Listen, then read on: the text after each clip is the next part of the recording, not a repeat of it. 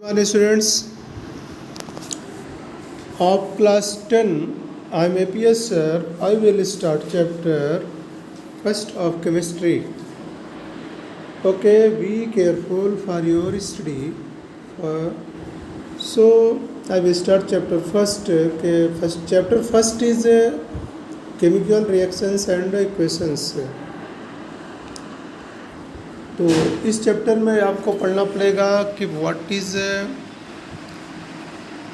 Physical change and what is chemical change, right.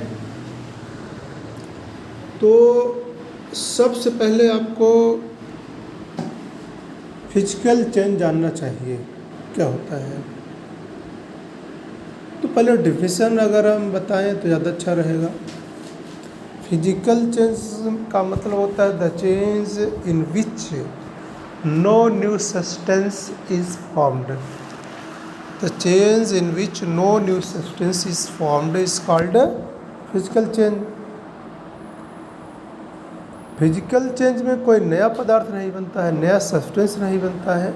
जो chemical formula रहता है change के बाद भी वही फार्मूला रहता है, राइट। जैसे हम अगर सिंपल सी वाटर का एक स्टेट होता है आइस,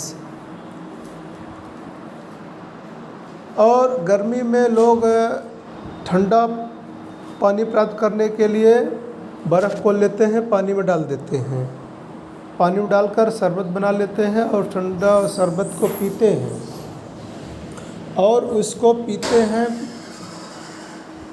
तो ठंडक महसूस होता है, राइट। ठंडक महसूस होता है तो वो जो आइस है वो भी वाटर है, H2O। जो लिक्विड है वो भी H2O, दोनों जगह वही है लेकिन स्टेट अलग अलग है। इसे बोलेंगे हम, क्या बोलेंगे, फिजिकल चेंज। आइस जो है मेल्ट होकर के वो लिक्विड हो जा रहा है, या वाटर जो था उसको ठंडा कर दिया गया था, क्या हो गया, सॉलिड हो गया, उसको आइस बोला गया। ये फिजिकल चेंज है। फिजिकल चेंज बहुत सारे एग्जांपल्स हैं, जैसे सब्जी काटना और शीशे को तोड़ देना, पेपर को फाड़ देना, कपड़ा फाड़ देना, ये सब फिजिकल चेंज होते हैं। अब इसके बाद आते हैं हम केमिकल चेंज बताने। केमिकल चेंज जो होता है the change in which new substance is formed. The change in which new substance is formed that is called chemical change. अब इसमें चेंज के बाद और चेंज के पहले दोनों के बीच में जो कंपोजिशन होता है, जो केमिकल फार्मूला होता है, वो चेंज रहता है, अलग अलग रहता है, फार्मूला अलग अलग रहता है, राइट, एक सा नहीं रहता है। एग्जाम्पल के तौर पर अगर हम ले पेपर का केमिकल कंपोजिशन हम जानना चाहें तो सेलुलोज होता है। सेलुलोज जो होता है वो कार्बन, हाइड्रोजन, ऑक्सीजन से बना होता है। जब इसको हम जलाएंगे तो जलेगा, कार्बन ऑक्सीजन से जुड़ करके CO2 बना लेता है और हाइड्रोजन ऑक्सीजन से जुड़ करके वाटर बना लेता है। तो मतलब कि जब पेपर हम जलाते हैं तो कार्बन डाइऑक्साइड और वाटर वेपर प्रोड्यूस होता है। यह केमिकल चेंज हुआ, क्योंकि चेंज के पहले दूसरा कंपोजिशन है, चेंज के बाद दूसरा कंपोजिशन है। इसी को बोलते हैं केमिकल चेंज, जिसमें न्यू सब्सटेंस बनता है। बहुत सारे एग्जांपल हैं इसके। Digestion of food chemical change हुआ, फल का पकना केमिकल चेंज हुआ, सब्जी काट दीजिए या एप्पल काट दीजिए, काटने के बाद देखेंगे तो काला पड़ जाता है, ये भी केमिकल चेंज हुआ, केमिकल चेंज हुआ, राइट। तो बहुत सारे केमिकल चेंज हैं, बहुत फिजिकल चेंज हैं अपने सराउंडिंग में, उनको आप एक लिस्ट बना लीजिए, ज़्यादा से ज़्यादा एग्जाम्पल अपने पर्सनल स्टडी में लिस्ट कर लेंगे तो ज़्यादा अच्छा रहेगा। अब आता है केमिकल रिएक्शन, प्रोसेस इन्वॉल्विंग इन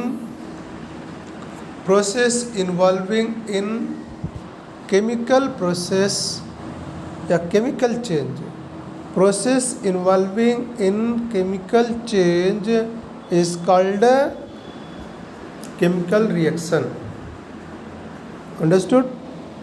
तो केमिकल चेंज में कौन सा प्रोसेस इन्वॉल्व होता है उसी को हम केमिकल रिएक्शन कहते हैं। अब केमिकल रिएक्शन को शो करने के लिए केमिकल इक्वेशन की ज़रूरत पड़ता है, वो मैं भी आगे आपको बताता हूँ। राइट? एग्जाम्पल के तौर पर देखिए, जैसे बर्निंग ऑफ मैग्नीशियम रिबन इन ये बर्निंग ऑफ मैग्नीशियम रिबन, ये केमिकल चेंज होगा। राइट?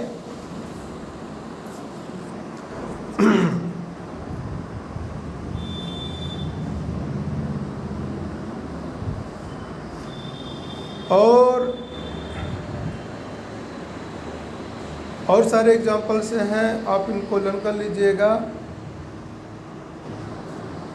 जैसे ये है, ये केमिकल चेंज, क्योंकि यहाँ पर रिएक्शन हो रहा है। क्या हो रहा है? रिएक्शन हो रहा है। और किसके बीच हो रहा है? Lead nitrate. क्या? लेड नाइट्रेट, ये लेड नाइट्रेट है और पोटेशियम आयोडाइड, इनके बीच में रिएक्शन हुआ तो क्या बन गया? लेड आयोडाइड बन गया और पोटेशियम नाइट्रेट बन गया।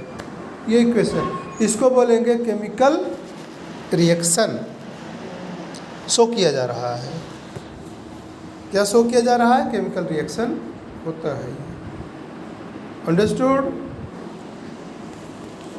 ये आपका है केमिकल रिएक्शन कैसे होता है। ये मीन्स, अब आगे अगर हम आपको एग्जांपल देते हैं,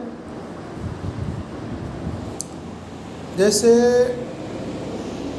जिंक और सल्फ्यूरिक एसिड के बीच जब रिएक्शन करते हैं तो जिंक सल्फेट और हाइड्रोजन गैस बनती है।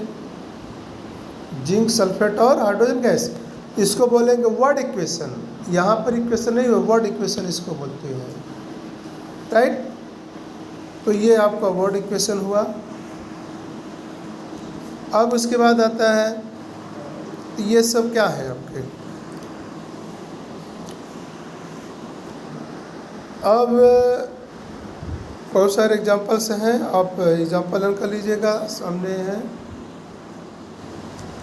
फिर आता है केमिकल इक्वेशन। अब पढ़ेंगे तो ज़्यादा अच्छा रहेगा। केमिकल इक्वेशन ज़रूरी है। अंडरस्टूड? तो short, what is chemical equation, क्योंकि बिना केमिकल इक्वेशन के रिएक्शन आप एक्सप्रेस नहीं कर सकते हैं। तो short hand method of representing chemical reaction, याद रखिए, short hand method of representing chemical reaction in terms of symbols and formulae.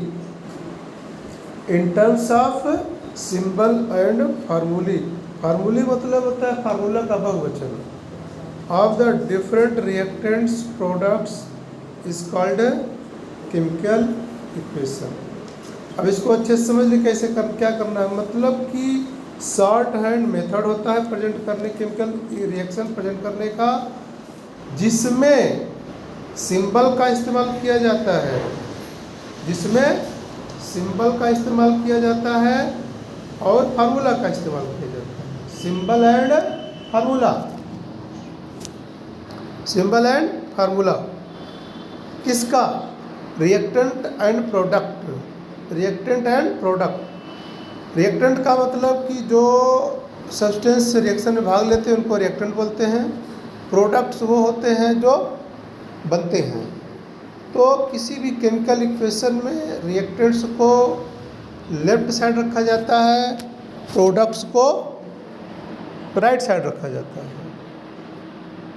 तो ये होता है केमिकल इक्वेशन। इसको फिर बता देता हूँ, short hand method of representing a chemical reaction in terms of symbol and formulae of reactant and products. ये हो गया केमिकल इक्वेशन। एग्जाम्पल अगर हम देखें तो केमिकल इक्वेशन का एग्जाम्पल आपके पास ये देखिए, अभी तक तो वहाँ सेंटर वर्ड में रखा जाता था, अब ये देखिए जिंक, ये सिंबल हो गया, जिंक नामक जिंक एलिमेंट होता है, उसका सिंबल हो गया। H2SO4 एक सब्सटेंस है, पदार्थ है, कंपाउंड है, जिसका फार्मूला हो गया। जिंक सिंबल हो रहा है और सल्फ्यूरिक एसिड फार्मूला, राइट। तो ये हो गया, क्या बन गया, ये इक्वेशन हो गया। और भी बहुत सारी इक्वेशन है आपके पास, इनको लर्न कर लीजिएगा।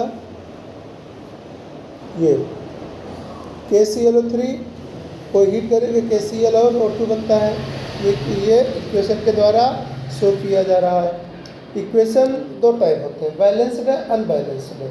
बैलेंस्ड इक्वेशन जो होते हैं उनमें दोनों तरफ जो एटम्स होते हैं उनका नंबर इक्वल होता है, दोनों साइड इक्वल होना चाहिए, क्योंकि ये प्रूव किया जा चुका है कि mass neither we created nor we destroyed. Mass न तो डिस्ट्रॉय किया जा सकता है, न तो नष्ट किया जा सकता है। तो मास जितना पहले रिएक्शन के पहले था उतना ही रिएक्शन के बाद भी होना चाहिए। इसको वेरीफाई करने के लिए दोनों तरफ एटम के संख्या बराबर रहना चाहिए। अगर दोनों left side and right side atom की संख्या बराबर अगर है तो वो बैलेंस्ड रिएक्शन इक्वेशन बोला जाएगा। अगर नहीं बराबर है तो उसको बोलेंगे अनबैलेंस्ड केमिकल इक्वेशन, राइट। तो ये हो गया आप सबका। अब okay children, thank you very much. Read this and learn in your personal study. Thank you very much. May God bless you.